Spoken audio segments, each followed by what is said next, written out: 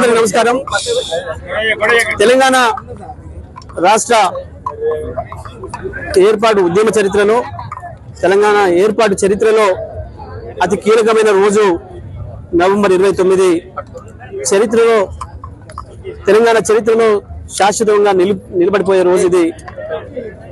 November 29 KCR గారు ఆమరణ దీక్ష కూర్చున్న రోజు ఈ రోజు.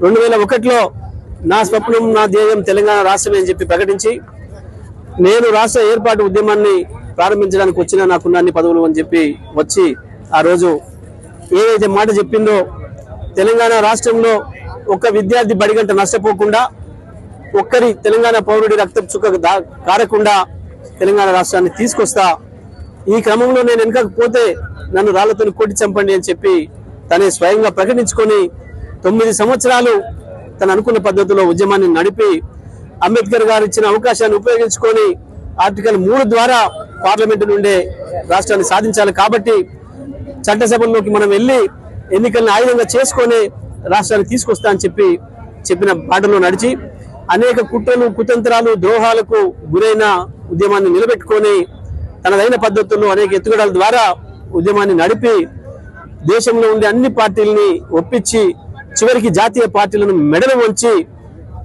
తన చావుతోనైనా తెలంగాణను సాధించాలని చెప్పి, కేసీఆర్ చచ్చుడో తెలంగాణ వచ్చుడో, అయితే తెలంగాణ జైత్రయాత్ర లేకపోతే కేసీఆర్ శివయాత్ర అని చెప్పి ప్రకటించి ఆమరణ దీక్షకు కూర్చున్న రోజు ఈ నవంబర్ 29. అందుకే ఇది ఎప్పటికీ చరిత్రలో నిలిచిపోయే రోజు.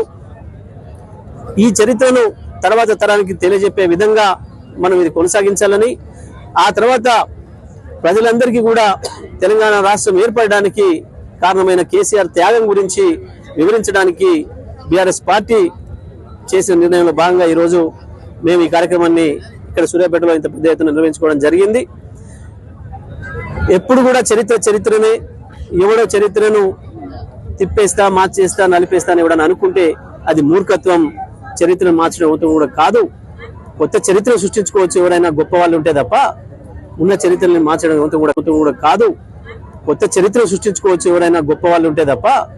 ఉన్న చరిత్రని మార్చడం అవుతూ కూడా కాదు. ఎవరెన్ని చెప్పినా, ఎవరెన్ని ప్రగల్భాలు పలికినా, ఎవరెన్ని పక్కదారు పట్టించే ప్రయత్నాలు చేసినా, రోతరాతలు రాసినా, ఇంకొకటి చేసిన చరిత్ర నుంచి కేసీఆర్ తప్పించలేరు. కేసీఆర్ ఒక చరిత్ర నిర్మాణాన్ని చేసిందే కేసీఆర్. తెలంగాణ చరిత్ర నిర్మాణం చేసిందే కేసీఆర్.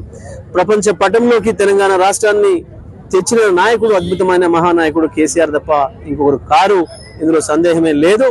అందుకే కేసీఆర్ గారి దార్శనికతని, కేసీఆర్ గారి తెగువని, కేసీఆర్ గారి త్యాగాన్ని తర్వాత తరానికి చెప్పే పద్ధతుల్లో మేము ఈ కార్యక్రమాన్ని నిర్వహించుకున్నాం. ఇవాళ పెద్ద ఎత్తున ప్రజల నుంచి కూడా బ్రహ్మాండమైన స్పందన వస్తుంది, మద్దతు వస్తుంది. కేసీఆర్ గారిని